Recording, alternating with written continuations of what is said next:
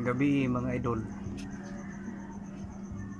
ano nakatay pa guys gutan mga idol bahin sa mga butang mga idol pareha anang balaan nga mga butang nga nahimutang diya sa ato ang simbahan mga idol.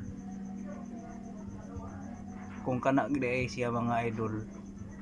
ato nang isipon og balaan mga idol, kay atong mabasa diya sa Kaalam 6 versikulo 10 nagaingon diya mga idol nga kung ang usa ka butang nga balaan ug ato kara siyang balaanon mga idol, pag-aisipon usab kita nga balaan ug sa adlaw nga sa paghukom mga idol, kita mga idol makapanalipod kita mga idol bahin ni ana mga idol. Pusa mga idol nga kung adunay mga balaan mga idol sama sa mga imahe mga idol,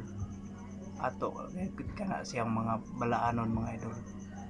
kay kana siya mga idol nakasulat kana og nakalatid sa palasahon sa Biblia mga idol. Katong uban nga mga protestante mga idol, og ilang pagtuo mga idol mo pagtuo